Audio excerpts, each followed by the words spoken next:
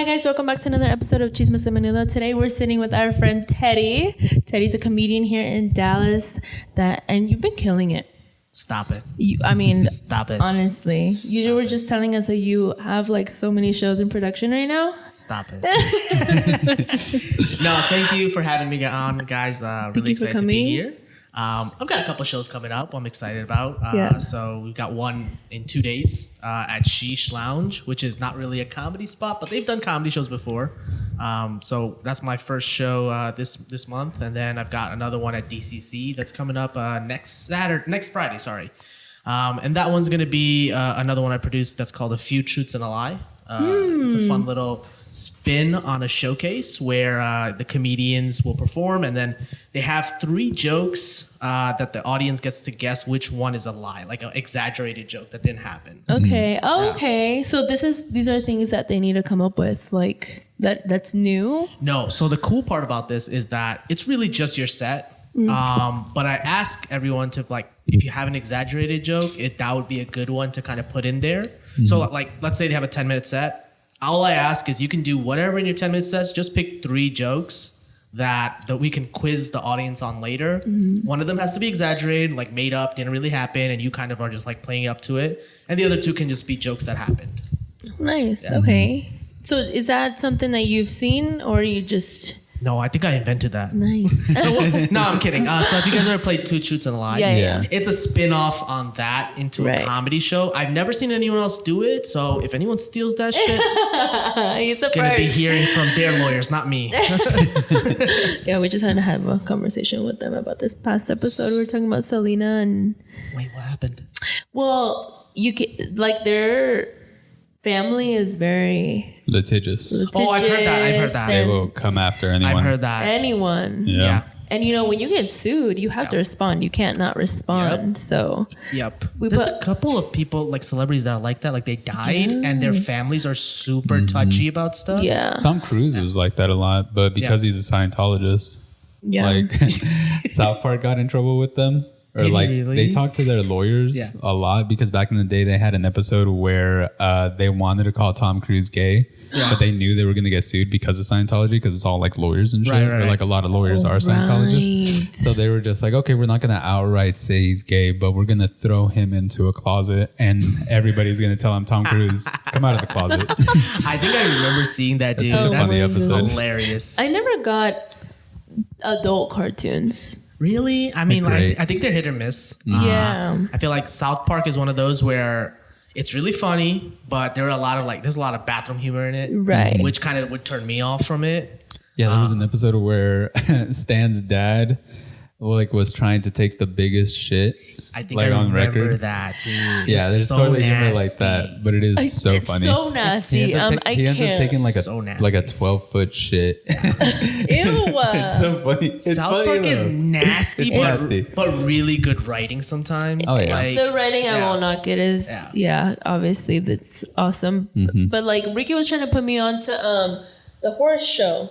The horse show? BoJack? Yeah. I've heard good things about it. I watched like BoJack. 1 or 2 episodes. I thought it was cool. But you couldn't get... No, I couldn't get into it. I'm going to be honest. It's hard for me to get into like those kind of shows too. Same. Yeah. I don't know. I feel like it's... Leave some stuff to the imagination. Yeah. Like, cover up. Yeah, that's true. It's kind of bad. It's like a lot of bathroom humor. Yeah, I personally, like, in my jokes, I don't even write any bathroom humor stuff. I'd never find it funny, so... Yeah, same. Do you... Yeah, when it's like super ridiculous, like for no reason, like the stand, like the South Park shitting thing. It's funny because he ends up doing it, like he wins. Yeah, it's like a big competition, and then the way that he does it, like it ends up being like he's on the toilet trying to do it, and then instead of the shit coming out of him, like he pops up and then corkscrews his whole body. It's so nasty. It's so nasty. It is nasty, but it makes Put the clip in under this, man. It's disgusting. I'm a child. You're a literal child. You're a man child. But what's cool about BoJack though is like if you just look at it like at face value, it's just a show about like talking animals that like interact with humans and stuff like that. But then it just gets into like this really weird thing where, because the main character used to be famous in the 90s, he was essentially like the Danny Tanner of their universe. So he was famous in the 90s and never did anything else. with it. And then it's just like him trying to navigate that. Like the first season, he writes a book and he has to get a ghostwriter for Suffering it. He's like from super success. depressed. Yeah. No, that's a great concept though, because I feel like it's really cool. And then it gets into like some really crazy, like he does like crazy shit. I've heard it's like a kind of thought-provoking show, which I wouldn't expect from that. Kind of, it's a horse. Right. Which is why I was considering even trying. There's one episode that deals with like death. Like I'm really into death. I think it's fascinating. But like there's one episode where he's like knocked out unconscious and then it's his mind trying to like, like trying to cope with the fact that he is dying. Wow. Yeah. That's so sad. So good. For a cartoon about a horse. About a standing, talking, walking and then his horse. mom's a piece of shit. Like it's really good. I don't know. See, I don't know. He's trying to put us on. We'll see. We'll think about it. It's not like I've tried twice. Yeah, I think I watched like one episode. I thought it was okay. If you get through like the whole first, because the first season's weird. They were trying to like find their voice, and then it gets into like the darker stuff, and then a lot of it is really funny. Like there's a lot of visual humor just because of like the aspect of like it's cartoons, and then you can do like a lot of visual gags. Like there's a lot of like puns in the background that you kind of like have to look out for. Yeah. That would catch my attention, like a show being like that, but nah, it's always hard when the first season kind of sucks, and then they're like, "Oh yeah, you gotta watch the second season." Though I'm like, "All right, how am I gonna watch the first season if it's not that great?" I can't believe they would put a second season on it. Well, that's we got a guest on the pod now. I thought I had it. You almost had it. You almost had it. But that's how it was with The Office, though. The first season of The Office is like completely different than what the rest of the show is. I still enjoy it though. Like I go back and I watch that first season, and it's not the best, but it's still really funny. Because they tried to be a lot like the UK's Office, but their comedy is so different. Yeah. That's it. That's the truth for like Mexico too. Like every country has their own like. Yeah, every culture has like their own thing. Yeah. That makes sense. Like I think it's also like The Office, that character of like Michael Scott wasn't even like created yet. It's just like he's just playing a mean boss, which didn't really. I feel like that's why people don't like it that much. The first season. Yeah. He's just playing like a racist boss because they want him to be like the dummy straight off the bat. But I do think you need a little bit of context to like get that story going.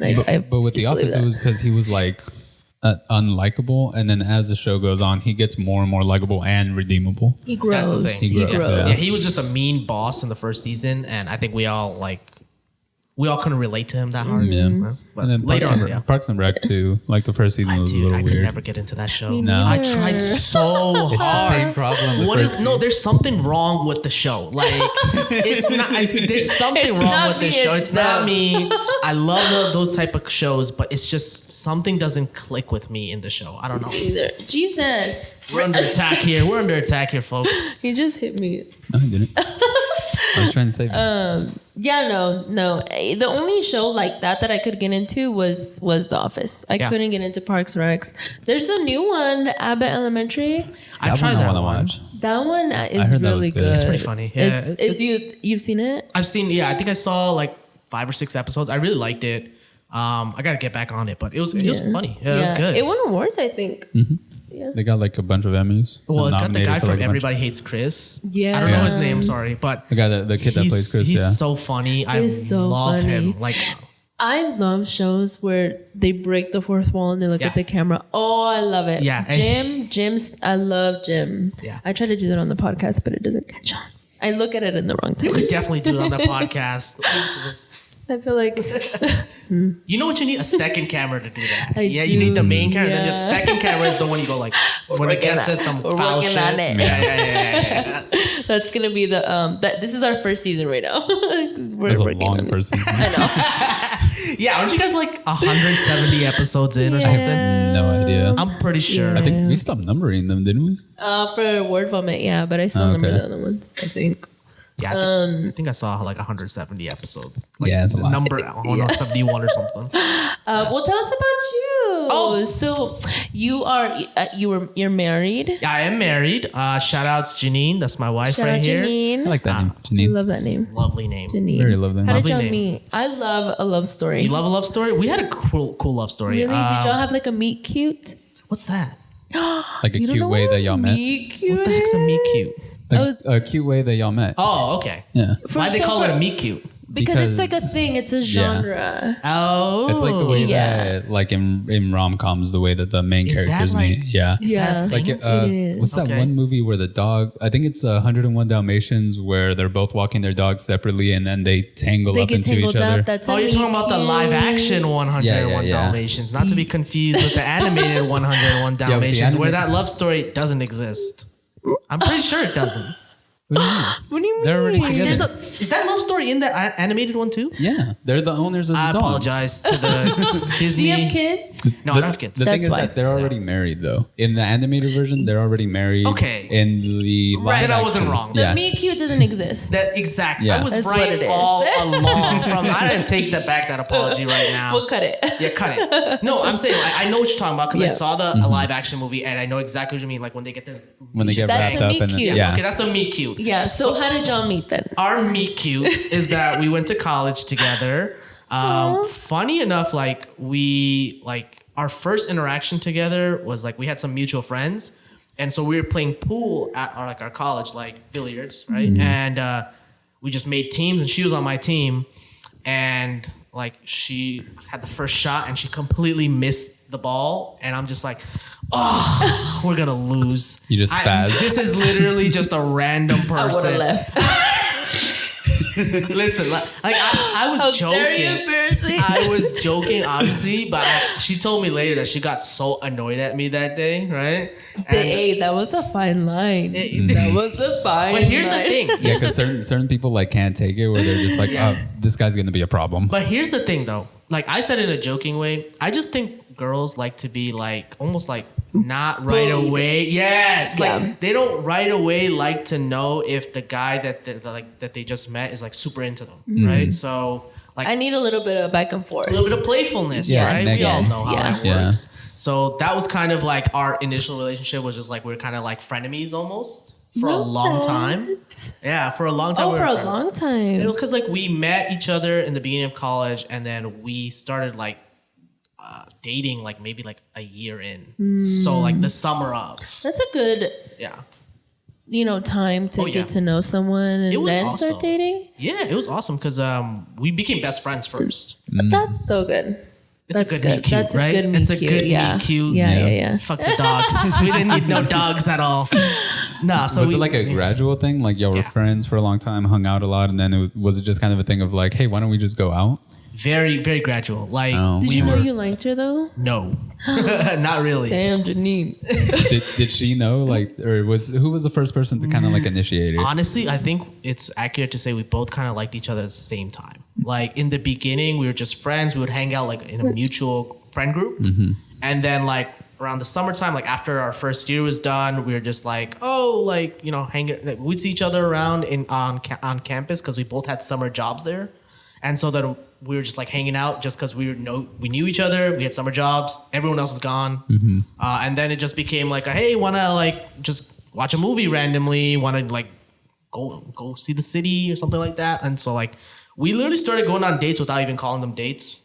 Which was strange looking back on it, but that's so cool though because it's just like it's just a thing of like, oh, we're dating now. You don't have to try. I think we still had to like have that like conversation where like after like 6 dates we're like, what are we here? Yeah. But like, would you consider that first one like when you were like, oh, let's go watch a movie? Would you have like now? Do you say like that's our first date, or was it a thing of like you had to realize like, holy shit, like this is. We've hung out 4 times. Those other 3 were probably dates. No. Now, okay.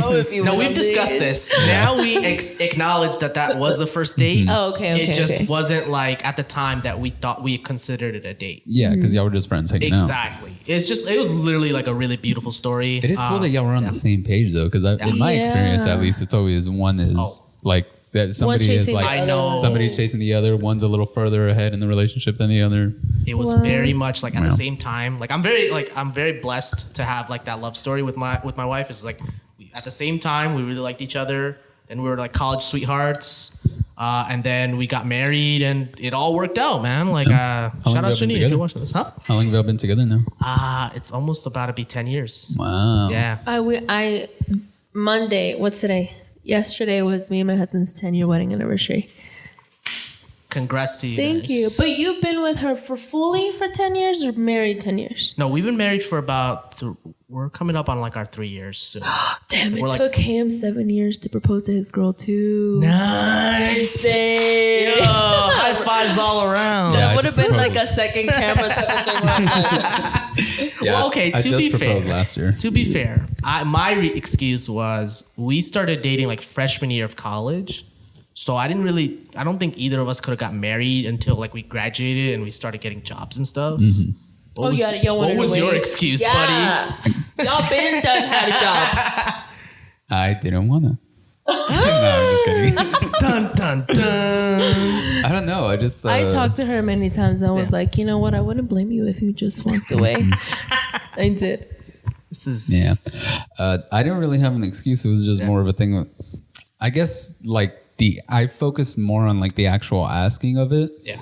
So I had even talked to her friend years ago about doing it, and then I would save up the money, and then something would come up, and then that happened a couple times, and then eventually I just said, fuck it, whatever. I have a little bit of it. Let me put it down and then I'll pay it off or whatever. And then also I got into my head a lot about like how I wanted to do it. Yeah. Because when we had first started dating, she said like, I want a big thing. Like I want my whole family to be there. She is very much that. She's very much She wanted like a spectacle. Like a thing. Yeah. And if I want, like we started dating when I was 21. Yeah. And I'm 29 now. We've been together 8 years. And I was always, if at the time when we first started dating, I was always like, if I do propose to somebody, I want it to be like just a closed, intimate thing, just me and her. Yeah. Like it's not going to be in front of anybody. I'll put up a camera so that everybody can see it later. But and that was kind of stuck in my head where I'm like, I don't want to fucking. He was fighting against it. He was fighting. Yeah. But not because I didn't want to get engaged. You know, I just after a little while. Once I finally realized, like, okay, I need to have everybody there, I was like, fuck, anything that I do, I feel like is not going to be good enough. Dude, I can relate to that so hard. I know exactly what he's talking about. Sucks. Because social media has made proposing like almost like you have to one-up each other sometimes. Yeah. And girls can get in their heads about it. Guys can get in their heads about it. And guys are already in their heads about it because you're the one asking. Like, it's so nerve-wracking. Yeah, the pressure is all on us. Dude, okay, so I'll tell you guys what I did for my proposal. I made her a movie, and then I read cancer. I'm gonna cry. I made her a movie, and then you said one sentence and then already one-upped me. I rented out a movie theater. Fuck. And then we brought her there, and we all lied to her, like a bunch of my friends and her. Like we brought her to the movie theater. We lied to her and said we're just watching a regular movie. And then the movie started, and I snuck out, and the movie was literally like some meta ass movie about me basically. I can't even explain it. It's so crazy. Like it's a movie about me. Do you still have it? Yeah, I have it. It went kind of viral, which is cool. No, can we put it in? You can put it in. Yeah, sure. It's a cool little like short film that I made, and it wasn't animated, was it? No, not that one. Okay, I know exactly which one you're talking about.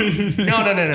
But it was cool because the whole concept of the movie was I'm thinking of proposing, and then I get sucked into a movie theater, and then I go in and basically go into every favorite TV show, movie, and kind of thing that she likes, and I just put it all into the movie, and it was really cool. Like she loved it. So she knew as soon as she saw you on the big screen. Yeah, like that was such a cool moment. Is like when the movie started, I had put like fake trailers in the beginning just so I could sneak out in time and run. You're like, let me go get some popcorn or something. So I ran because the actual place I wanted to propose wasn't going to be the movie theater. I proposed at like across the street. There's like this beautiful pier. Oh, you left the whole.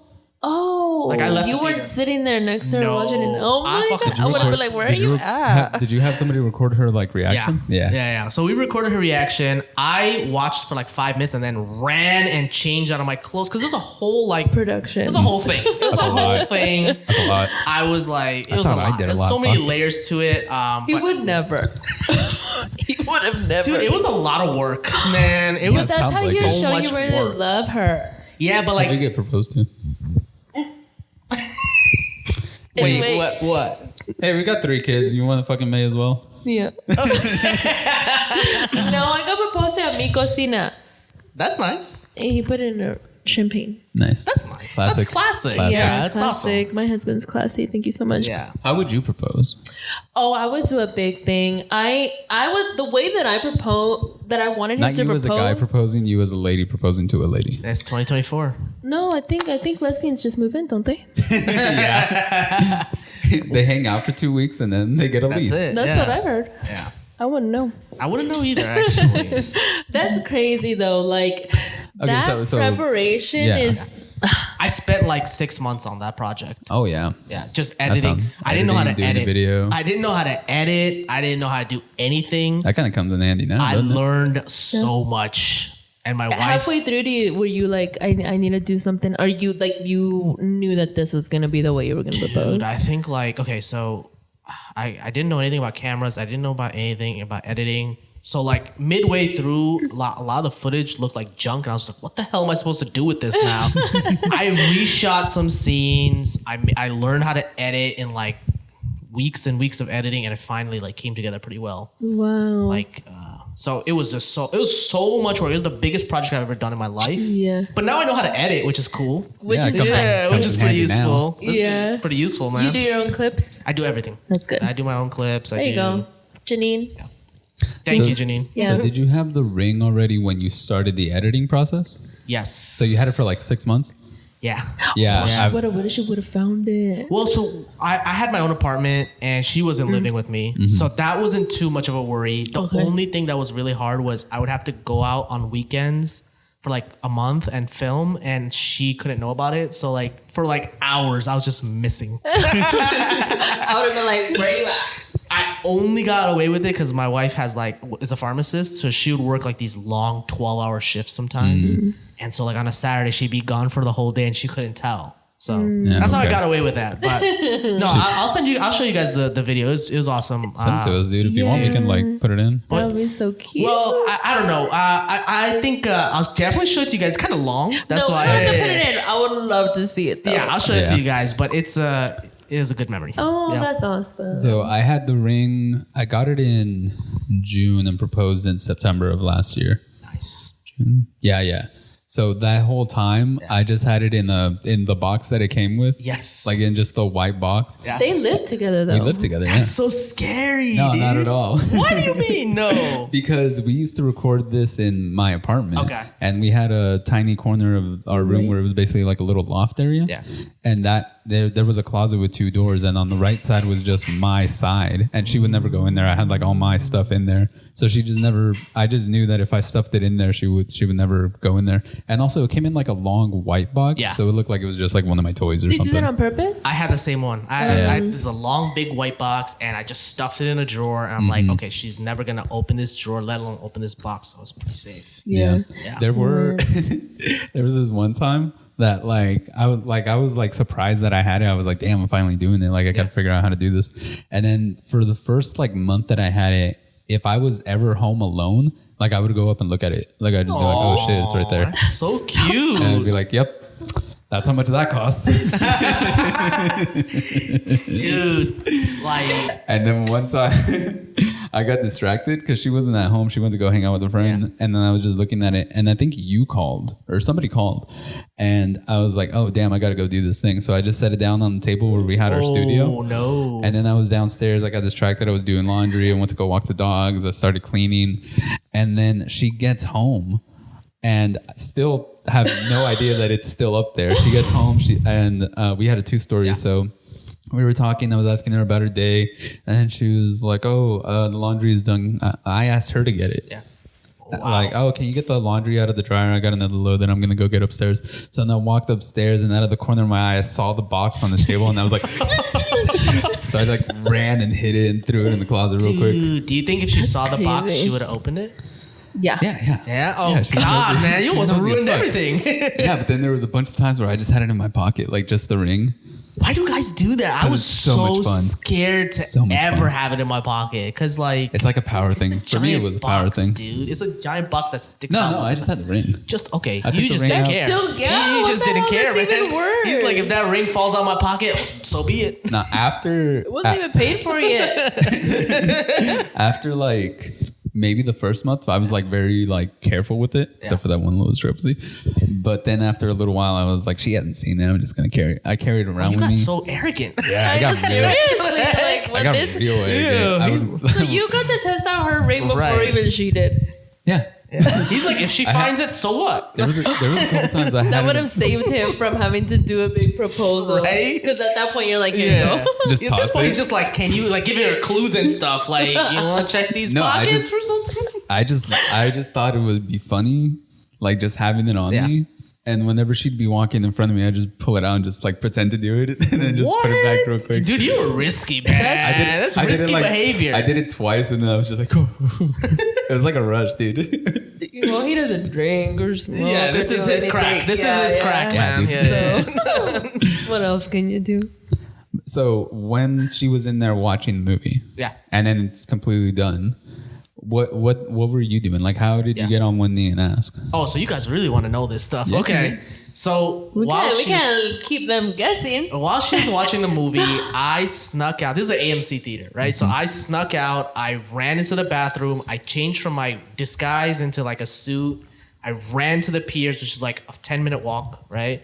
So I knew that she had to watch like 20 minutes, and then she was gonna do the walk. So when I got to the pier point, her family was there, and so we were setting up like a little station to propose. And this is like right in New Jersey, across the New York City skyline. New Jersey, yeah. So right across the skyline, and so she came with all the friends, and then was she crying? Yeah, she was very emotional because she had seen the film, and in the film it's just like it's basically like our entire relationship just kind of on screen. Like all the cool stuff we liked, all the TV shows we've ever watched, the movies, like all these like insider jokes, I'd squeezed them in. And so she was like really emotional, and then she saw her family, which was like like she told me a few times, she's like, she really wants her family there. And I'm like, yeah, great, add it to the list of shit that I gotta do, right? She told me like a month before. I'm like, great, let's add that to the list too. So it was just a whole production, coordinating everyone's schedules. It was madness. It was actually one of the hardest things I've ever done in my life. Like I don't think anything's ever gonna be harder than that. That was crazy. What about the wedding? Did you get? Yeah. That was crazy too. That was you know what? But that was like a partnership, right? It wasn't just me alone. This was me alone, like editing on DaVinci Resolve for like 30 hours. Yeah. Jesus. Just trying to figure out how to do everything. I didn't even know what I was doing. I kept YouTube over and over and over again. Yeah. I learned so many lessons. I learned if the footage sucks, there's no saving it later. You have to go back. Audio problems. Oh my god, there's so many problems, dude. There's so many problems. Yeah. So if you hadn't have done it as big, would you have proposed sooner, or did it take you that 6 months so that it could all come together? So I think I would have still probably proposed at the same time, because right around the time I started the project, it was wintertime anyways. And New York City wintertime, it's not nice. It's not great. Right. So I was gonna plan to do like a spring proposal anyways. So I think the way I did it was my dream scenario. So I'm glad I pulled it off. I'm glad it all went, like so many things could have went wrong, dude. So and this was also like right after COVID.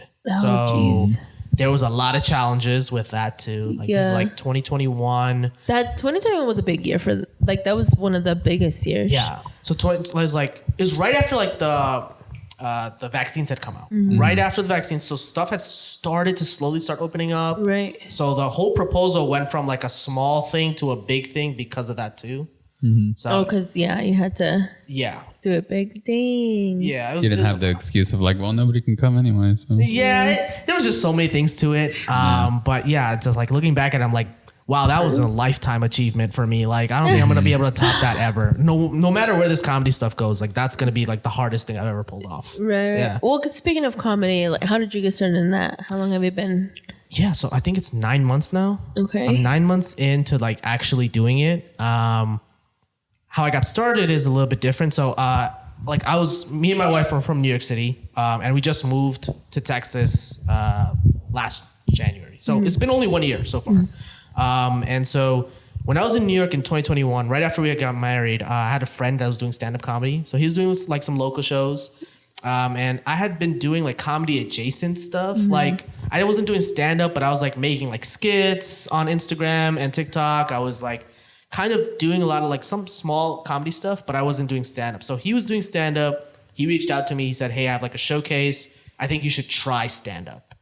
And I was like, I don't think that's ever going to work out. Like You never thought about it before then? No. Or really? So like I'm very shy. And I also am not good with public speaking. So this is true story. This is true story. That's crazy. I'm super shy and I'm not good with public speaking. And so even though I was funny, like I didn't feel like I was confident enough to do stand-up comedy. I also have terrible memory. Like really bad memory. Me too. We'll get into that later. But yeah, that definitely hurts when you're trying to remember your bits on stage. And you're just like, wait, how did that one go again? Dude, I have god awful memory, right? So when I meet people and they say their names, I forget it a second later. Mm-hmm. We might want to get that checked out. No, it's not. No. It's there's no cure. What I have to do is like I have to meet people multiple times and see their name. Right. If you just say it to me, I will forget instantly. Mm-hmm. And it's just like something that my wife and everyone makes fun of me for. But whatever the case, like my friend convinced me. I was like, all right, you know what? I'll try it. I wrote some jokes. I did like a 5-minute set. It didn't go horrible. I also didn't know what an open mic was, so I was just practicing the jokes to like my wife the whole time, and I'm like trying to figure out how stand-up comedy works. Mm-hmm. I think I wrote some stupid jokes though. Like some of them bombed, but I feel like if I could rate it out of 10, it was like a 5 out of 10 performance, right? Like For your first time? For my first time. That's not bad. I didn't like choke on stage or anything like that. I had fun. People laughed. I was like, this is cool. This is a neat experience. Then I did one more open mic and I never did stand-up comedy again. That was the... In New York. In New York City. In New York. And a lot of people don't know this. So if you're a comedian, you're watching this, right? Stand-up comedy, getting started in stand-up comedy in New York City is so hard. Really? I've lived there my entire life and everyone thinks that it's just like this easy place that you go to and you're going to get booked on shows right away and there's going to be like 35 open mics for you to go to. It is not at all like that whatsoever. I was actually thinking it's weird that you stopped there because, it's New York and people talk about going and doing comedy all the time, but that you started it up here. Yeah, because New York City is super cliquey. Like, oh, really? Everybody. Okay, so nobody is nice to anyone in New York City just normally. It's even more magnified when it comes to stand-up comedy. Like, all the stand-up comedians that are there are very, like, territorial. And there's a lot of brown comedians over there already. And so nobody's welcoming you to start, like, pursue comedy, right? Nobody's like, I'm going to put you on a show. Nobody's doing any of that. Even at open mics, it's very cutthroat, very much like everyone's here for themselves. And the open mic situation in New York City sucks ass. Really? Yes, they're all paid. You have to pay to perform at open mic. They do like bringer shows and stuff like that? So not bringer shows, but you have to pay like either $5 to $10 to get on stage. Oh, okay. This is even if there's like 2 people at the crowd. What? Most of them are paid. Mm-hmm. And then if you want to do a show, forget about it your first couple years because it's either you do a bringer show where you have to bring like 8 to 10 people to be on a bringer show, or you just like do some bar shows until you start getting noticed and get your name out. Which is not at all how like comedy works here. Like here, you go to the open mics. In my experience, you go to the open mics, you meet people, and there's so much stage time here. Mm-hmm. But in New York City, it's like the best of the best. So it's really hard to get stage time as a new comedian. Mm-hmm. Jeez. Yeah. That's what I've heard a lot of comedians say is like if you're coming from a different city, like get good in that city. Yeah. And then come work out in New York. Well, you also got to think about it, right? Like the best of the best are here, right? Yeah. If people have options in New York City, limited time, right? Mm-hmm. So they really going to go see your bar show performance? No, right? Like no, they're going to go down to the Cellar in New York Comedy Club. If they have $10, $15 to spend and an evening, they're not going to come support like local comedy at the lowest level, right? But it's strange because like I hear so many people being like, oh, I want to move to New York City. I'm like, are you really sure you want to do that? I want to move to New York. You do? Yeah. I want to live before we knew all this. I always tell everyone, I'm like, probably do it. You better have like $3,000 a month for rent if you want to live in Manhattan, and you better have some life savings, and you better be okay with not having a car, elevators, washing machines, and rats everywhere. Dish rash, and rats everywhere. So did you grow up like in the city, like proper New York City or? So Queens. Queens, okay, yeah. I love Queens. I've never been, but I love Queens. Queens is like the best borough in my opinion. And I'm like a big New York City person. Like my wife thought we would never move because I was like, no, I love it here. So for like 27 years, I grew up in New York City, but honestly, once I moved here, I'm like, shit, I was living like a peasant, dude. I was straight up living like a peasant. And the apartments are like this size of the room that we're in now for like fucking worse sometimes. 2,500. Worse, dude. Yeah, worse. there's like a dude on Instagram that's like, these are the craziest apartments. Yeah. This is a 10-foot square. People are like, oh, I'll get roommates, right? Yeah. I'm like, yeah, but like you're gonna live in this with 5 other people, and you're gonna have like one corner to yourself. It's gonna be so miserable. That's crazy. It's just like a really tough city to really everyday live in, and so like I don't know. I just felt like the comedy scene was not fun to start there. Like there's no fun to it. There was no like community to it. It was a lot of people just like wanting to make it big, and I respect that. But you're not gonna make friends with like everybody if they're not being friendly, you know? Right. Yeah. What made you move to Dallas? Okay, so originally me and my wife, like we were just looking for a spot to kind of like settle down in. And so we thought about Texas because we had some family here, and also there's like really nice homes. Like homes are unaffordable in New York City, completely. So we were thinking about moving here, buying a nice home, settling down. And so Dallas has like a really great Muslim community, like amazing, probably like one of the best in the whole country. Really? Yes. And there's a lot of them, dude. It's a great community. And the cool thing is it's actually growing more and more. So like now it's becoming this hub that people are just flying in to come spend time in Dallas just because the community is so cool. Right. Like we've got our own shops, we've got our own community centers, and in New York, it's nothing like that. Like there's a lot of Muslims there, but they're all like very much spread out, doing their own thing, being New Yorkers. Everyone's kind of out for themselves. Yeah, so the sense of community really drew us in. And then once I moved here, I was just like, man, I should pick up a hobby. I don't really know anyone here. So I took a stand-up comedy class at Dallas Comedy Club. Oh. And that's how it just all started. Nice. Yeah. That's crazy. Yeah. From New York to Dallas. Yeah. People are really confused about it. They're like, well, did you start over there? I'm like, not really. It was more of a one-off over there. But yeah, I love it so far, man. Like I'm enjoying my time in Dallas for sure. Yeah. Do you think you'll ever leave? Honestly, no. No? And me and my wife have talked about this. Is like the comedy thing is really great.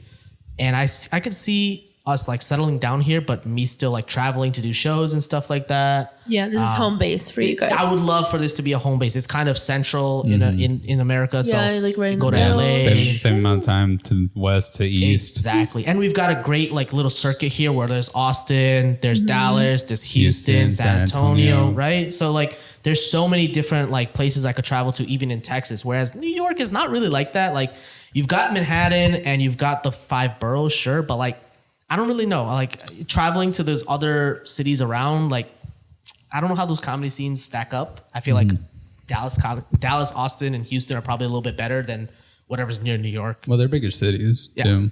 Yeah. Like comparatively, like you can drive down to Pennsylvania, you can go to Pittsburgh, PA, or to. But how are Philly. those comedy scenes like? Philly's like some of the biggest guys right now Philly's are from huge. Philly. I know Philly's huge, but aside from like Philly and New York, but Philly's like what, a 2-hour drive?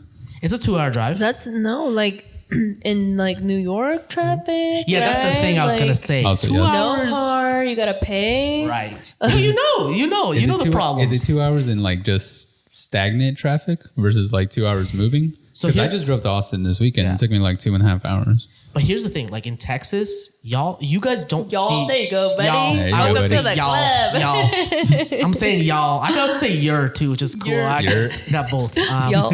So yeah, I think like have you guys ever seen like Houston traffic? Yeah. Like where it's like bumper to bumper. You've never? No. Okay, so not Houston fun. traffic is not fun at all. It's like bumper to bumper, and it's very different than Dallas. Dallas, if you get a little bit of traffic, you're there for like a little bit, but then it picks up. It clears. So New York is very much like Houston traffic. It's bumper to bumper, And so when you're like driving out to places, you're wasting so much time. It sucks. Yeah, see. And you're starting out. I get what people would say, like, get good somewhere else. Yeah. And I think also when you're starting out, like when you're brand new, you just want to avoid all the obstacles that will like stop you from wanting to pursue it more, right? So if it's like, oh God, I got to go on the train for 3 hours to go to this mic that I have to pay for. And also on top of that, no one's going to be there. It's like so many reasons just start adding up in your head. But I think that's also why the best are grown there. In my opinion, at least, like all my favorite comedians either started and got big there, or like ended up going there. Like who's your favorite comedian that you would like you put into that little bucket of like they grew in New York City? I was gonna say Bill Burr, but he was Boston then New York. Yeah, but there was. I like Schultz and like Andrew Schultz. Yeah, but he's not really. I don't really think he's like a New Yorker. Like I thought he was from New York. He was born in Manhattan. He was born in Manhattan. Where did he do most of his comedy though? I think New York. I think he's always been New York. We gotta fact check that one. Yeah, I feel like he got really big not in New York though. Like maybe because he was doing the Girl Code, Guy Code but that show. was in New York. All those in New York? Was it? Dan Soder. Dan Soder's a great comedian. Big J. Okerson. Shane Gillis isn't from New York. He's from Philadelphia, but same thing. Yeah. Got a decent, got like good in Philadelphia, moved to New York, and then just ramped it up. Okay, so I think that's what the formula is. But when I say it, I mean like I think those guys though, when they got to New York, they were already somebody. That's what I'm trying to say. No, I don't think they were. I think they were, dude. Nah, there was no way that they grinded from nobody to that. I'm not saying nobody. I'm saying that they just had a decent amount of like material. That's what I'm saying. Yeah, but they weren't known. It's not like, oh, this guy from Philadelphia, Shane Gillis, is coming up. Like he came up like what 4 years ago. Shane like Gillis? got huge, like 4 years ago. Did you watch it to know? I saw a little bit of it. I didn't. only saw like the monologue. I saw the monologue. I know the whole story about it. Yeah. But yeah, to go back to that point. So what I think I'm trying to say is, who has gone to New York City and started from scratch, like 0 minutes, and built up their whole like catalog and become big? I feel like very little. Mulaney. I think Mulaney was New York, or maybe started Chicago. I'm not saying there aren't any, but I think I think you can get a lot more stage time elsewhere, and you can get like to 20 minutes, 30 minutes, and then you move to New York City, and it's way more impactful because you already have this body of work to show the bookers. Mark Norman. Mark Norman started in New York. Yeah, I think like the hard part is just like the booking in New York City is very much like, are you already on shows? Which if you're starting out, how do you kind of solve that problem? Oh, lie. Yeah, when they ask for the tape, you're just like, oh. Yeah, no. There was that weird thing where there was this TikToker that was like putting on fake shows. You remember that? Yeah, it was like during the pandemic. Yeah, like he would basically just put a brick wall like this. That's like hilarious. In his room, and then would put in canned laughter. Oh my God. Yeah. And at the wrong times, like not even good. That's genius. Yeah. That's genius. Yeah, but it sounded like shit. Like the jokes weren't funny, and then it was like bad laughter at the wrong time. You can tell what canned laughter is, But if the jokes are not even funny, what are you even trying? That's dumb. Right. That's really stupid, actually. Well, you're a genius. Yeah, we were so hyped about it. Well, he's an idiot, actually. If it was bad, I mean, obviously, like, what are you doing? Yeah, that's kind of pathetic. Yeah. No, well, that's awesome. I think your mic is off. I probably moved it right. Yep. I did right. I think you did. Okay, talking to the mic. Hello. Keep going. Hello. Okay. No, I was saying I think it's cool that like you started or you are from New York, are in Dallas, and it's here where you're growing. I didn't know that's. I'm not in like the comedy. I'm comedy adjacent, I would say, because of my brother, but I didn't know that's... Yeah, I'm starting to become a little comedy adjacent too. Oh, everybody's comedy adjacent? Oh, snap. Well, I just haven't done stand-up in a while. No, we actually did a show together. That was my last show that I did. Oh, that was... when was that? It was like at TK's... Yeah, that was Scott's first couple show, months Scott Godfrey. I want to say maybe like December? Maybe December? When did you move to the house? Late December. I got the house late December, so probably around that time. Middle December, somewhere around there. Yeah, so that was and I wasn't even booked on that show. Like I just went because me neither, dude. Somebody didn't show up, and we did. Somebody didn't show up. Same. Yeah. Well, get it how you can. Well, I think it was Rudy who just had to last minute ditch, and then he's like, "You could have my spot on the show." I was like, "Okay, I'll take it." Rudy, I love Rudy. Good friend. Shout out Rudy. Shout out Rudy. But yeah, that was I think that's the last time I saw you. So it's been a minute. Yeah, it's been quite a while. Yeah. I need to, because I got a house out in Ferris. It's like 20 minutes from downtown. Yeah. Or like 30 really. Yeah. Yeah. But I'm just still trying to get adjusted to that. So I mean, that's a big life change, dude. So Yeah. take your time. I feel like sometimes like with comedy is like everyone thinks that you have to show up every week and do your thing, but if you have life priorities, you gotta handle that first. Yeah. Of course, yeah. I mean, there's not really much else you can do. I tell him like all the time though, like once you're situated, like you can't let up, because then at that point it's like, well, you're good.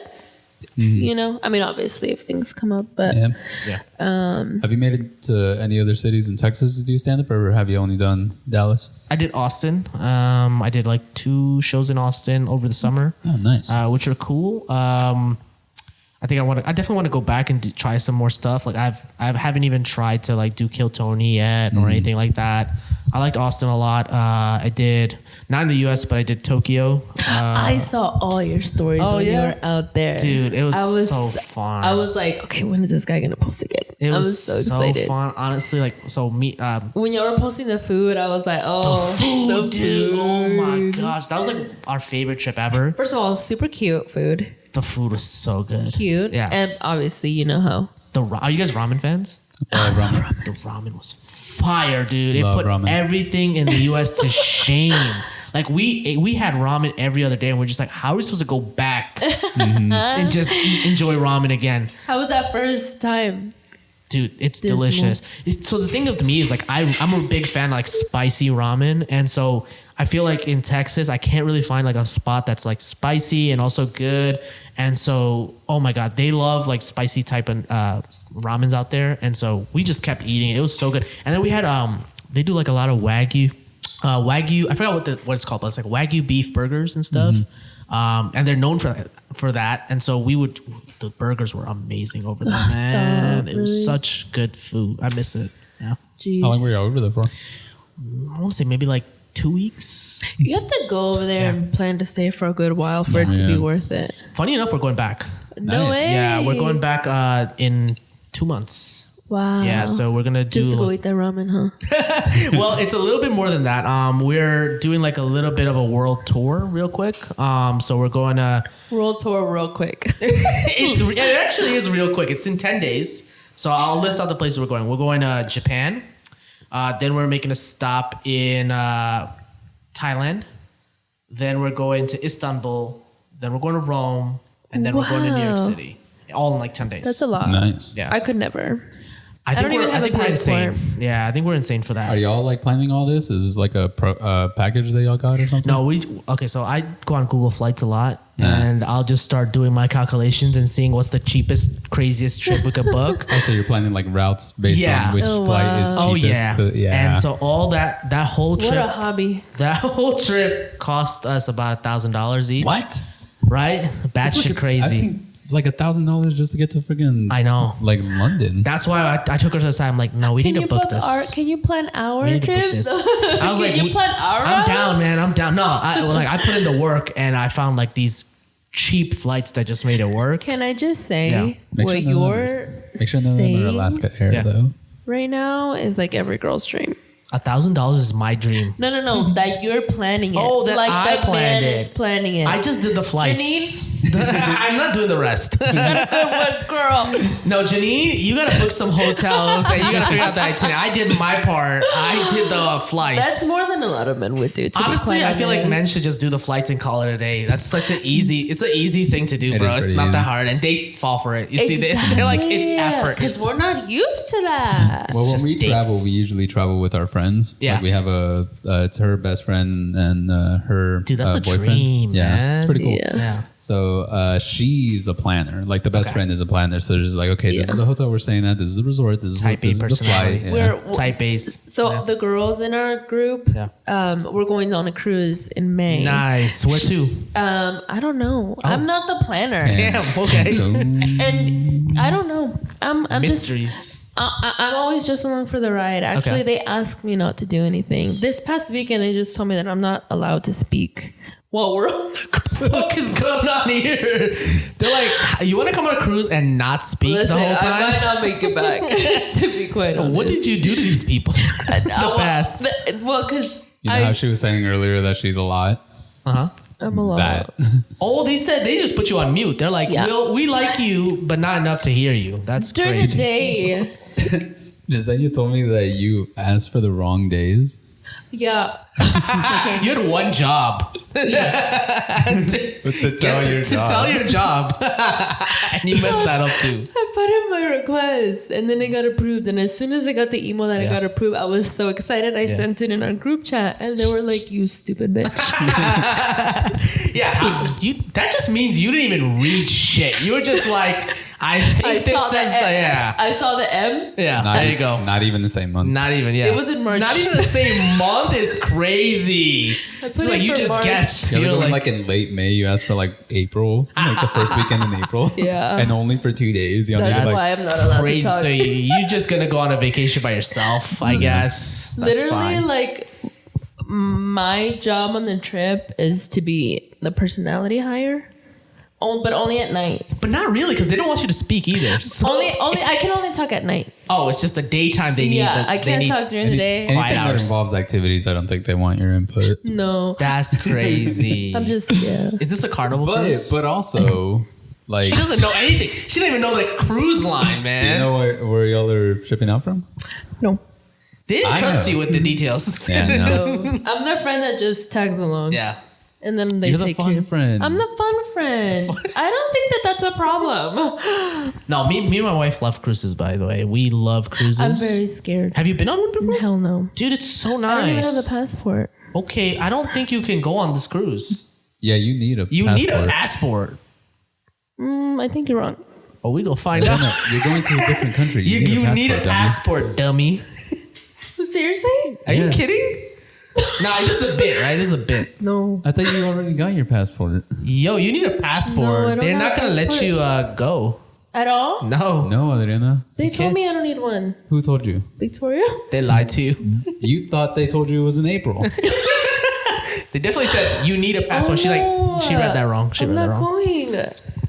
But you can still get your have passport. So much time. You can Go still get your get passport, it. dummy. Oh, okay. It's like $60. Wait, can I just do the card? Or it has to be No, the you need a book? passport. Just get your passport. It's an international cruise, right? I don't know. I think it Gosh, is. I'm pretty sure it is. Yeah. Yeah. Oh, you have no. time. If it's like Okay. in May, Late May. you got time. I mean, you should get started though. Yeah. You have time. But Shout out to like, your friends glad. watching this. Like, oh god, man, we just glad we saved had this her. conversation. We just saved her. seriously, Just get your Anya passport. knows that I don't have my passport. Why would she know that?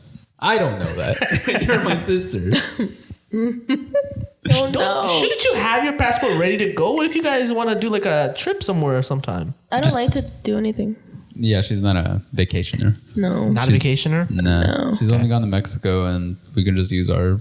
I went to Our Mexico social and I had to or- pay to get in. Oh yeah. Because I didn't Don't we have, all? I'm confused. Well, I had to pay to get out. Sorry. To come back, Yeah, to come. They held you for ransom? What do you I mean? didn't because I had to grease a couple palms. yeah, we had to grease some palms. You know that's a thing, right? What are you talking about? Police will just pull you over and then And they tell just held that you, kidnapped you, basically? Until I gave them $150,000. Wait, what? No. It was like $30. $150 it was. But why? They just pulled you over and just tried to get some No, money out of you? when you're crossing the border, like you get up to the border Yeah. and then they're like, "Do you have your passport?" No. Do you have $150? Yes. There you go. Are you kidding me? That's all You it have takes? to have I had my Yeah. passport and my Yeah. social security. Didn't have your passport. I mean my birth certificate and my social security card. But if you're walking, He looks very nervous. if you're walking, you can just have your birth certificate. Yeah. Like if you're just walking across the border, but to drive in, I did you not know have to- this. Yeah. I did not know this at all. Yeah. Yeah. That is so weird. Yeah, Mexico's How do they weird. do that? But even when you're just in Mexico enjoying whatever, they'll pull you over. Say you have like a broken toe light. You can walk around to the back of the car. It's not broken. They just want you to give them some pesos. I mean, that makes sense. I'm not surprised about that because they probably can figure out who's a tourist or who's native probably really quickly. Well, even with the people that are there, like one of my cousins in Mexico had told me, like, yeah, I got pulled over. I was drinking and driving, And then the guy asked me if I had $50 or I'm gonna go to jail, and I was like, I go 50. And they let you go. Yeah.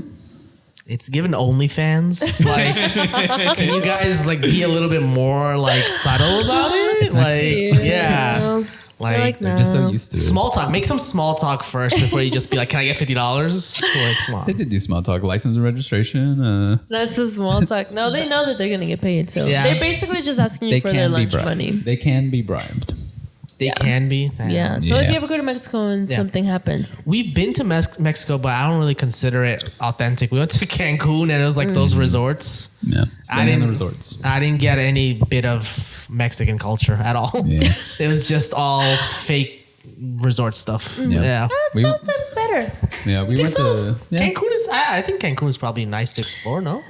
We went to Cancun a couple years ago. I've never been to Cancun. We did explore, but only because the people that we had gone with, one of them lived in Cancun for like 5 or 6 years. So he was like, okay, I got friends here. I know where to go. Like, ignore the tourist traps. We'll go do the water park or whatever, but we'll also do this, and this. Gotcha. Did you go to the Isla de Mujeres, I think so. That was nice. That's like the only thing we did outside of the resort. I can't remember what the... Was it scary? No, it was nice. It was... When you left the resort? Honestly, a little bit. Because we don't speak Spanish well. That's why. I was like using my broken Spanish from high school and saying the 5 phrases I know over and over again. And my wife just had no confidence in her Spanish. So that's the only reason it was scary. We're not scared of poor people. No, we are poor people. I would never drive in Mexico. I would never drive in Mexico. I mean, like actually drive, or like you mean like getting a taxi? No, I mean that's kind of the only way that you get anywhere if you don't drive. But no, I would never drive. Like I would never get in the driver's seat in Mexico. Oh yeah, that's a bad idea. Anytime you go to like a different country, you should not be driving because the rules and everything are completely different. Yeah, they're all suggestions. The amount of red lights that I've seen just right through. Nobody cares. No but like not just one person where it's like everybody's following the rules and then there's one dickhead. No, it's like everybody kind of figures it out. Yeah. Like you ever watch those videos of like India where everybody's driving? I was just gonna say that, dude. For them, it's a regular Tuesday. For us, it'd be like road rage and crimes nonstop happening. Yeah, it's I get that. Like, somebody call the police. Where's the crossing guards? Damn, those kids have no crossing guards. I'm very worried right now about this passport situation. Actually, I'm stressed out for you. I'm just like, how did you not know? I didn't. You have Friday off, right? You're not working on Friday? Just go get your passport. But you just go and they just give it to you? You say, hey, I need a passport. Like, just Google it. Yeah. Just Google where to get a passport. You'll go to the municipal court. And I'll get there and then they'll give me the book with my picture in it? No, you idiot. not that quick. Order it. It takes like 6 weeks. Yeah. You got 6 weeks. Okay. Yeah, if you get started now. But I have to do a book like tomorrow. You can also get it expedited. You can get it faster. You should start tomorrow. Yeah, just Google tonight, and we'll get your passport, and we'll upload it to this podcast when you get it. Yeah, make sure.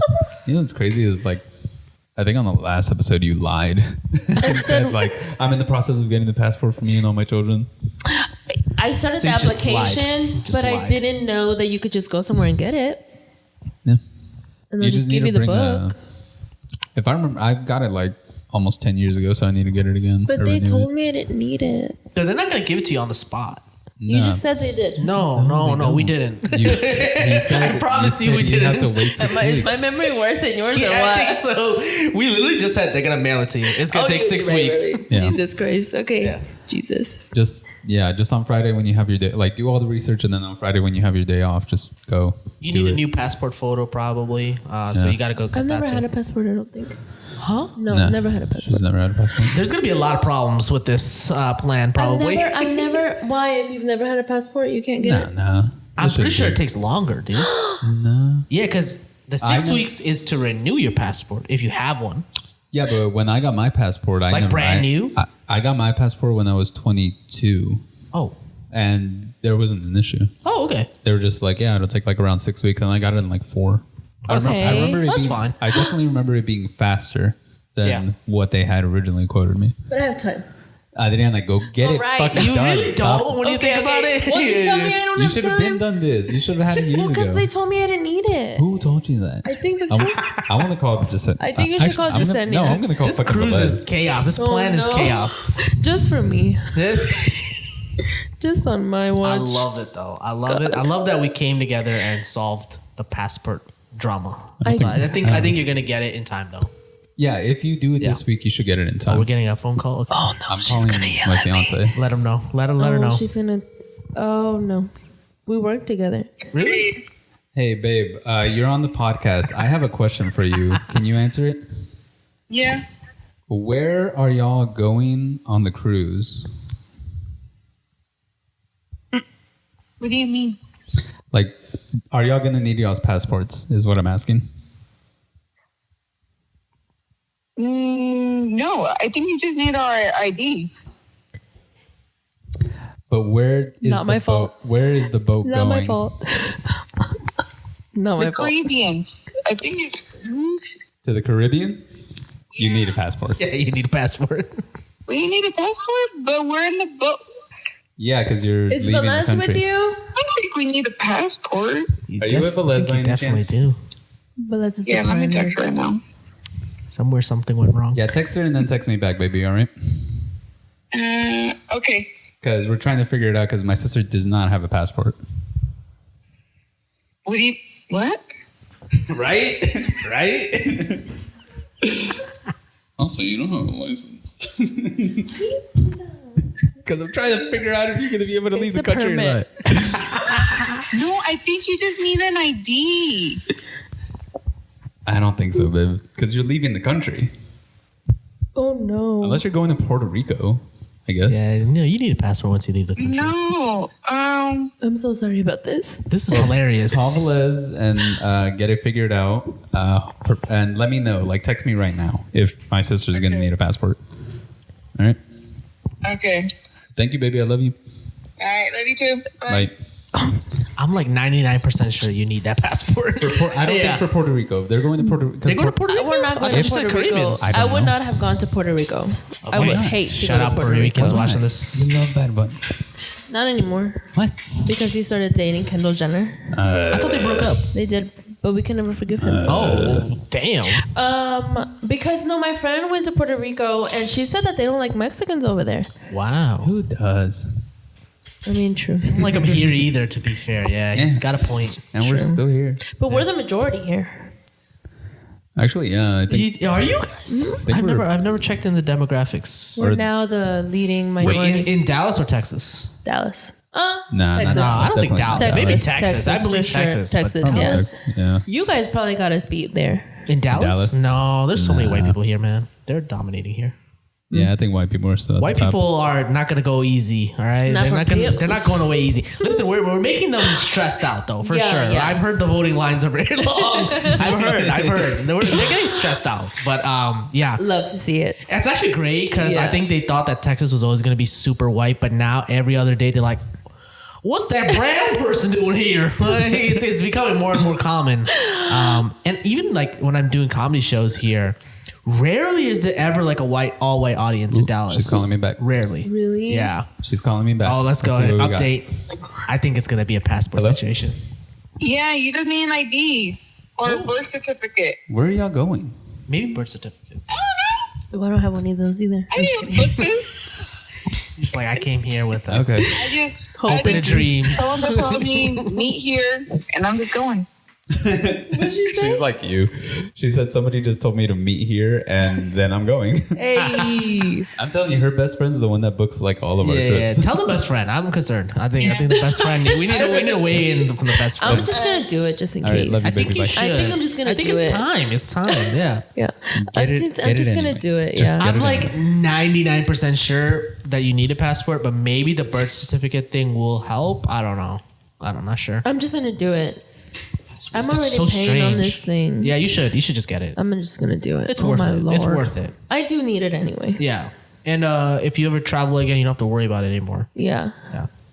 Yeah, especially if you go to like an airport, that's all you got to take. Yeah. Whether you're flying like in the U.S. or out of the U.S. to show it. Yeah, how are you never going to get to Japan if you don't have a passport? I'm She doesn't want to go to Japan. I thought you said you wanted to. I would love it if you brought the food back for me. You want Freeze dried. You see? Freeze dried. I would want to go to Japan. Right? Like, nice. well, you're missing out. You don't. Wait, hold on. She hasn't forgiven them. What? World War II? Yeah, she's weird. That's a grudge that I've never heard anyone hold, but okay. Here's something interesting. American population, what do you think the highest, like, what's the highest race? All across all of America? All of America. Mexicans, but I'm always going to say I don't Mexican. think so. I think. I go Mexican. Close. It's a very close second. I'm going to say Asians. Mm-mm. No? Mm-mm. What? Tell us. What is it? It is white with 60.1%. We should have known that. I thought it was a trick question. Yeah, I same. thought he was like, it's going to be notable. I'm like, oh, maybe it's not white. Hispanics are right behind them with 18.5%. That's Because we great. populate. That's great. We're like rabbits. Good job, guys. 18.5% though. Yeah. What's third? Black. Black is third. I with really thought that black had us 12%. beat. Me too. I thought Me black was too. above That's us. surprising. Wow. Asian is 5.6. We're better. Just kidding. But we are.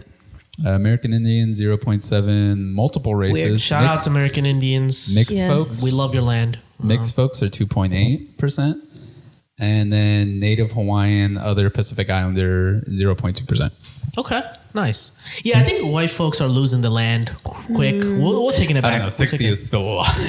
We'll figure it out. Within the next 50 years. They've got 100 years. Oklahoma, but we're gonna take Texas back. They can Right. have Oklahoma. But I mean, even when we do the census, we have to do white and like, No, not anymore. no? Oh, Not I did it anymore. wrong though. Also- Because you want to be white. Fun fact: my dad used to work for the census like one time when they were doing the polling, and He was a volunteer? He was he was getting paid for it, and he told me that those people are some of the laziest people ever. They will literally The not census? even do their job correctly. Yes. Yeah, because they only do it like They're- every 10 years. Their job is literally to go door to door and start like surveying people, right? Yeah. And so like my brother was doing it and my dad also did it, and they were just so lazy that they just checked off whatever. And I was like, hey, don't come after me, U.S. government. It wasn't me. It was not my brother or dad. It was a friend, unnamed friend. A friend told me a story. Yeah, a friend told me a story. It about was their distant cousin. This is You wanna just made cut up. that This and is made. start from the Put it in. beginning? Put it in. The U.S. government. I'm not scared of you. Nah, but like, just get the sense that job was not taken seriously. Jesus Christ. Well, you know, Mexicans don't open the door for nobody. Yeah, we really So a don't. lot of them are doing the census. They think it's a trick. Yeah. Somebody could- Actually, that's a great point. Yeah. Because if someone came in knocking, hey, I need to ask you some questions, I wouldn't open the door either. Yeah. That's true. And a lot of them are actually No, you got to think about it. Like who's the most likely to open a door to a stranger? White folks. White folks. Right? White Yeah. folks love to get in those it's situations. not accurate. It's not. White folks be like enter it. They're down to have a horror movie happen to them. Like Yeah. every other serial like killer documentary I watch, white people. Yeah. Well, it's always a white person. It's like, Unless Jordan have you Peele's not directing. learned? How do you what? Have you not learned by now? They never learn. They're just like so welcoming to the wrong people all the time. You said you liked the concept of death, right? Earlier, dude. Love Have you it. watched like serial killer documentary stuff yet? No, I'm not into that. How are you not into He's that? afraid of his own death.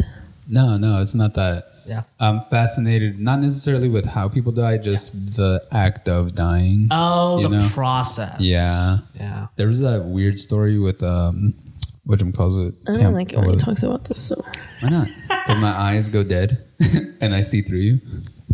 That's scary. That's scary. That's very scary. I will say this. I just thought about this right now, right this second. I think we're only minutes away or maybe days away from someone doing a podcast while they're dying. like literally Yes. recording while they're dying and being like, this is my experience. And then the podcast, like the last episode is just them dead. That'd be a fire concept, actually. Honestly? Somebody needs to do that. Yeah. Anybody that's got terminal cancer Somebody right now. run that right now because that's going to be a do hit. You can do it at, what's this place called? Goodyear Studios. You can do it at Goodyear Studios. You could call the podcast something crazy like Dead Air. Yeah. Oh, damn, that's actually really Dead good. Air's That's really good. fire, right? That's You fucking need a good. trade. Someone's gonna Trademark. steal this idea from me. I just know You it, need a man. I'm trademark. okay with that because I just really want to see it. Yeah, dude. Exactly. Like I don't want to be the one to do it, but Nah. if someone's about to pass, just do the podcast, dude. Although I will say, there's got to be somebody like with this Right. generation that's at least gone on live Oh, yeah. while they're like about to die. Okay, so that's a dark topic. I don't know if you guys want to put this in, but there have been like people who have like committed, you know what, on TikTok Live. Oh yeah. It's so bizarre. They take that down quick. Yeah, it's scary. I didn't know that. Yeah, people have I've seen a lot of death recently, and I'm just up to here with it. Like she's over it. I'm over death. But I don't like watching it though. I just like talking about the concept. The concept of it, I get it. What happens afterwards? Yeah. Like what different? How different? Hey. God damn it, Chewy. But like just the like how different religions also see like what happens afterwards and how those connect. Yeah. Like in certain ways, they do kind of like coincide with each other. It's just slightly different every time, you know. Oh, very true. I just think it's fascinating, dude. Religion is so interesting because it's like people going to war for like centuries about like just some small changes at the end of the day. Like it's crazy. Yeah, like the Catholics and the Protestants. Yeah. But you know, that's the thing though. Like smart, evil people will use religion to really do what they want to do, right? Which is like completely aside from the religious side. From what I've learned recently, the only religion that I feel that I would become a part of is Muslim. Honestly, there we go. But that's we converted her on air. What a great podcast! I've been doing because of everything that's Repeat going after me. on. Ashhadu Allah, ilaha. Oh my gosh, she's actually gonna do it. I've learned it. No, I would never. Well, unless I really wanted to. Yeah. But I've learned a lot recently with everything going on, and like so many people have started converting to. Yeah, a lot of people are doing that. Yeah. I think it's because like in our like generation, the way that the world is going right now, there's such a lack of like actual true religion that people are like going hard left into like the most like strictest of religions, you know? Right. Not necessarily like Muslims are super strict. Obviously, there's like different people that take it like to different extremes or whatever. But I think just if you're somebody that is seeking that, you're not going to really be somebody that's like, well, I kind of just want to be able to just go to church. And like, I feel like it's the people that grow up with that and then get into going to church as like more of a routine as opposed to like actually being like, oh, this is where my spirituality lies. Yeah. And I do this for my well-being. Yeah. You know? No, very true, man. And I want to do Catholic. Like we grew up, not even really grew up Catholic, but like we're baptized Catholics. Yeah, we're baptized Catholic. She did the whole thing. I didn't. But I would want to do Catholic just because they got a lot of saints and I like collecting them like Pokemon. Like I think that'd be fun. I think that's cool. I love that. I've never heard that. So sorry. I've never heard that before. I love that. Muslim. He doesn't care about Catholics. Oh, true. We don't got no Pokemon in our religion, unfortunately. But no, dude, I think it's awesome, man. I'm all for people like believing in whatever they believe in. I honestly like one of the most interesting to me is like I think people have this misconception that being Muslim is hard. It's really not that hard. They were so villainized. Yeah, because you know the media, yeah, right? especially in Fox our generation, because 9/11 was freaking when we were kids. But here's the thing: white folks. I feel like this is the thing. Like white America will always figure out a way to kind of demonize other cultures because they're scared of what the future is, which is like losing that kind of elitism and that status in life, right? Like if it wasn't 9/11, right? What it would be something else, right? It's immigration and it's drugs and the same talking points, right? Black people, it's they're looting and rioting and they're so bad and we have to put them all in jail. And for Hispanics, it's like they're illegal immigrants, right? They're taking our resources. Yeah, it's just white people shit that has always been white people shit. And I don't want to be racist against white people. Like I think there's a lot of people that are trying to educate themselves and be better. It's just like. Which is great. We're in that aspect, we're heading in a right direction. But I'm really bitter. Like my biggest thing is I hate injustice. Oh my god! I hate injustice, and it angers me. Huh? No, stupid. I said it's a great video game. It is a good video game. Though. Shout out to Injustice.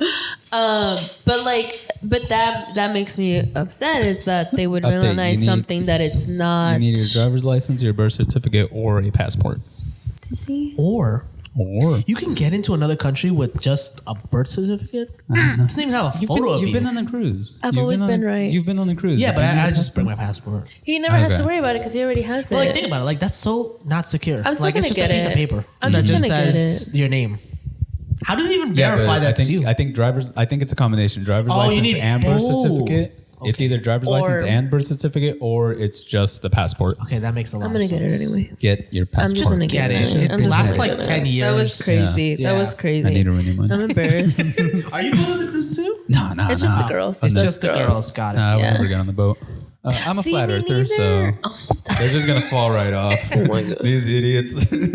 Dude, cruises are great, man. If you've never been on one, here's my pitch for you. It's unlimited food. It's like a buffet on the sea. You get to see the stars at night. That's like the best part. Really? Yeah. I love Titanic. Yeah, but the stars at night are big and bright deep in the heart of Texas, and if you're in the ocean, like Shut up. It's not the same in the heart of Texas. What do you got, the Buc-ee's to stare at? Like, it's you look up. Beautiful on a Buc-ee's behind cruise you. because you got the sound of the waves crashing while you're watching the stars. Did you get nauseous? That's my biggest No, fear. it goes so slow. It moves really slow, And it's so big. It's like so massive you can't feel it. Gigantic, so you could barely tell it's moving. Any bad things that happened to you during the cruise that you would? No, the worst part is the rooms. That's it. Like the rooms are very small and uncomfortable. I'm sharing a room with Victoria. It's gonna suck. Shouldn't share a room. It's gonna suck. It's gonna suck. It's the worst part about the cruise. rooms suck, but also there's so much stuff for you to do. Oh, okay, But you hate doing stuff. I hate doing stuff. So this might not be a great trip But for you. Victoria loves It's because doing I have stuff. to go because they're going. Well, to be fair, like there's so many activities. There's like karaoke. There's comedy shows on the cruises. I'll do that. Yeah. I'll do that. Like this past Friday, all of us went out and we all got drunk.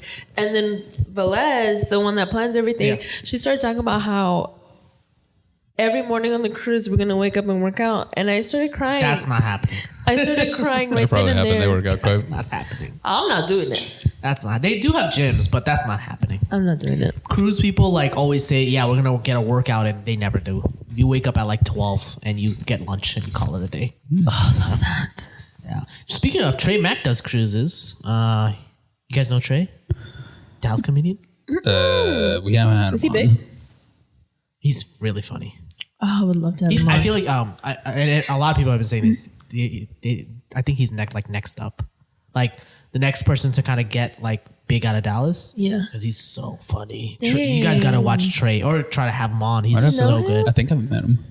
Trey Mack, he wears like glasses. I don't know, his does flat top. Stuff in Austin. Photo. He does a lot of stuff in Dallas. Oh, really? Yeah. So he's already started like traveling now. I'm picturing shout out to somebody. I Trey. just can't remember. Shout my out guy, Trey. It's my guy, but yeah, he does cruise shows. So he does show. Oh, okay. like he's Damn, done that's cool. cruise shows. I think he did Royal Caribbean. Mm-hmm. So That's crazy. They pay good money. Do they? Cruise shows? Yeah. Wow. They pay good money. Jeez. yeah. So when I went on my cruise with my wife, we watched like a bunch of comedy shows, and they It's let you like sell one merch. every night. It's like 2 every night. And so, but if you want to perform on a cruise, you got to have like 3 hours of material. Yeah. Because you can't do the same show over and over again. And you're doing it every night. Yeah. So it's like 2 a night. And then you're on the cruise for usually like maybe 3-4 shows. And then you also have to have a PG show. So you have to do a kids show too. Oh, wow. And so that's like well around like 2 hours of material Yeah. time. Jesus. Yeah. Wow. So I would love to do it, but I'm not even near Nowhere that. near. I'm nowhere near that material. How much time do you have, would you say? I think I have a great 15. I'm working on 20. I just did a 20-minute set like on Saturday as a feature spot in Granbury. You know where Granbury Yeah. is? Middle of fucking nowhere.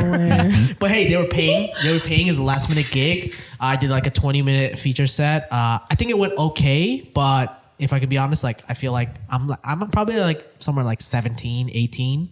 And so like those extra 2 minutes kind of threw me off. But it's okay. I'm working on it. Crowd work? I tried not to do a lot of crowd work. I have like a bunch of material, but funny enough, the second show, it's 2 shows back to back. The second show, there was this guy in the front and he just started like heckling the whole time. But like not in a good heckling, not like a you suck heckling. It was like he just added on every time I said something, which is like oh my God. That's not something that you can counterbalance. Yeah, and so like I spent a lot so this was my approach to it. I just thought I was gonna roast him for like a couple minutes and he would stop. We roasted him. We did great. The crowd was like laughing at him, and I thought he would get the hint, but then he just kept talking. It was Jesus. I it was one of hate a those. heckler. Oh, you're not there to perform. Yeah. You're there to watch. But this guy they want to perform though. Yeah. This guy looked like this was his dream to like throw off a comedian. I was like, you're not gonna throw me off. We're gonna make fun of you. But I would love to do the rest of my set so everyone else can kind of enjoy. Because I like I could feel the audience like they enjoyed it, but like they also felt like distracted. Yeah. And so that was obvious. And you also gotta get in a groove at some point, you know, like Yeah, and it throws off your timing. it threw off the timing for sure. It just threw off the atmosphere of the show too. Mm-hmm. But that was a good experience because I was like my first time kind of driving out. Like I drove like an hour and a half away. They paid really well. I think I got paid like $140 for the shows. nice. They gave us free food. I was like, I could get used to this. And then I came back and did an open mic for free for 5 minutes. It's the life of a comedian. Yeah. Damn, that's crazy. So you're going full force. Do you have a 9 to 5? I have a 9 to 5. I have a great 9 to 5. It's not my dream job, but it pays the bills. I'm fortunate enough to like me and my wife are comfortable. But I don't know. Like I feel like all in is kind of hard to do too, because like when do you quit your job really? Right? Like I don't know. Like when the money makes sense, right? Yeah. Yeah. When the money kind of equals out, I guess that's when I would just go all in. Right now, I'm just having fun with it, man. I'm just enjoying meeting people like y'all, meeting other comedians in the scene. I'm also feel like there's no rush. Like in 9 months, you're not gonna know everyone and be booked on every single club. So And you're along for the ride. And then I think that's where people get their material, right? Is the experiences that they have along the way. Yeah. I feel like also like this is my first year, so I'm just grateful to have gotten the opportunities I've gotten, to do the shows I've done, to be where I am right now. So it's kind of just like a year of, okay, well, this is great. I didn't expect it. So I'm happy with whatever I'm getting. That's crazy. But if you did, like if you were to get booked somewhere. Yeah. And it was like touring type of thing. And they like, we're paying you good. Yeah. Probably not going to equal to what you're making, but it's an opportunity. Yeah. I think that's where people are like, oh, I have to quit my 9 to 5. It's true. I